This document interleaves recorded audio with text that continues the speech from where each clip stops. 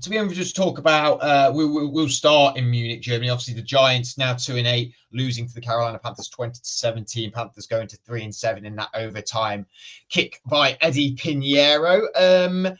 There was a collective groan around the stadium, Adam, when it realised that overtime was going to happen. I think everyone was pretty cold by that point, and maybe not overly enthralled by the gameplay. However, I think there was some notably good performances by some good players for the Panthers and a few of the Giants as well. You know, Tyrone Tracy had a decent day out, but I mean, how did you think Bryce Young did in this game? Obviously, it's been a lot of controversy around him and obviously Andy Dalton as well.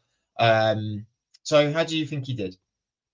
I think he did all right, didn't he? I wouldn't say he was anything spectacular, but I think that he put on a fairly decent performance. He got 126 yards and a touchdown. So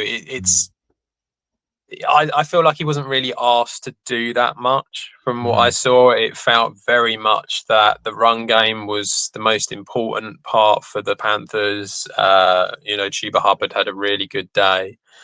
And yeah, I think really what that sort of performance goes to show is that it might not be completely the end of the road for Bryce Young, but there is a bit of potential there.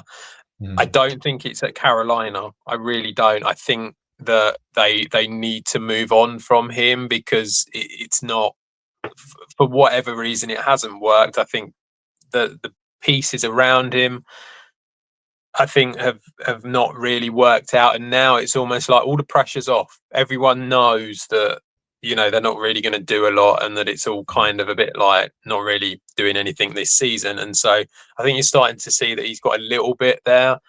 I would love to see him as a backup at the 49ers, the Rams, one of them teams, one of them coaches, a McVay, a Shanahan, who can really sort of like help him develop and maybe become a similar story to Sam Darnold in the future. That's something that it really does feel like that could happen for him, and that he showed enough in this game against a Giants defense, which I know they're 2-8. I know that they don't look great, but they do have a solid defense. They're not the worst in the world, and so it just kind of felt like this was a game that felt very much like there might be a bit of potential for the future for him. I just don't think it's going to be with this team. I really like that for Young, like that idea of going to that's one of them and backing up for a moment, learning. I mean, behind Stafford, that would be great for him. Could you imagine if he had someone like Stafford teaching him what to do and McVay as well? Yeah, I mean, Dave Canales in the presser afterwards was very complimentary of him, which he's going to be.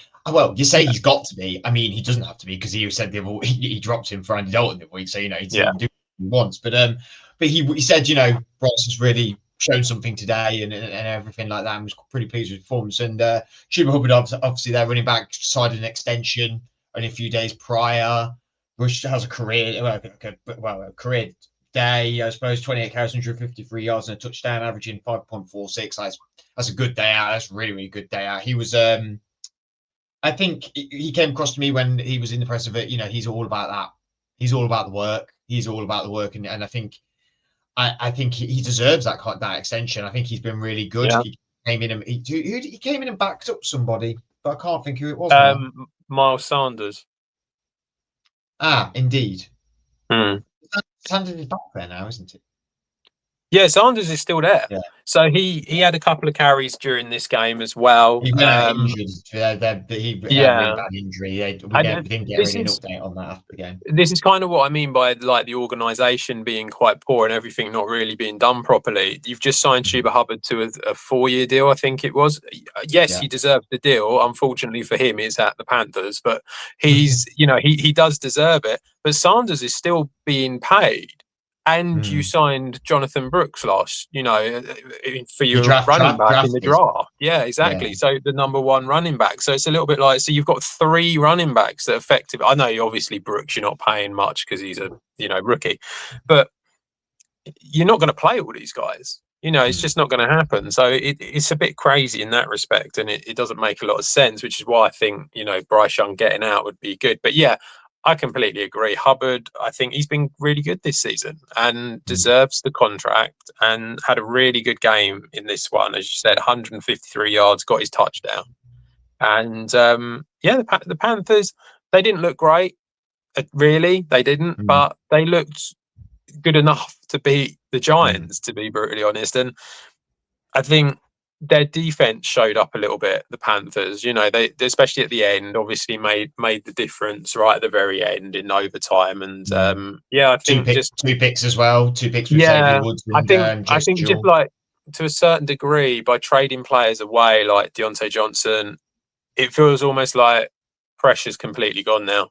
This season's a write-off. It doesn't matter. So we're just going to go out and play and see what we can do. And, sometimes results like this can happen. I mean, we do have to talk about the Giants, I suppose, because like I said, I don't think Panthers were pulling up any trees, but and the Giants neither, and they looked quite equally matched for most of the game, of which that was sort of the expectation in the first place, that this game would be sort of a close contest, not very high scoring. But really, ultimately, it was the Daniel Jones errors that led to the loss. I mean, he did rush in for a touchdown, but 22, 37, 190 yards, no throwing touchdowns on the day. Saved a little bit by Tyrone Tracy rushing for 103 yards and a touchdown. I mean, there was huge calls throughout the internet of why we're still playing him. Let's just get the backup in. Who's Drew Lock at the minute, isn't it? Yeah. Yeah. So, I mean, we're not learning anything new, are we? You know what I mean? Like, we can talk about this, but this is not something that we've not talked about before, nor has every other podcast, and every other media outlet. Like, we know what this is now. We know what it is. Yeah, so yesterday when me and Andrew were recording the draft show, we were doing about team needs and we were doing the NFC, and obviously it was funny actually because I put a message out in one of our group chats and just basically came out and said we've just been really nice about the Giants and they've done this sort of thing, and it's like, and the reason that we were nice about them and what we liked about them is that when you actually look at the team overall, it's not awful. It's not a 2-8 team, really. The defense, I think, has been pretty solid and done quite well. The wide receivers, obviously, Malik Neighbors has been great in his rookie season. I think Wan'Dale Robinson, he had a decent game yesterday. Nothing special, but did all right. You got a few receivers. They probably could do a bit more.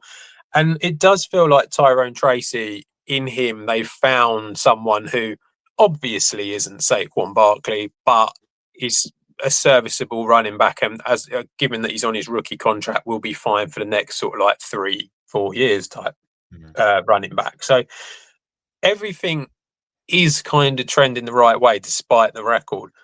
But as you say, it's nothing new, and the problem basically reared its ugly head again yesterday when Daniel Jones 2 interceptions. He's thrown for 190 yards, but like I say, 2 receptions and just a QBR rating of 33.9.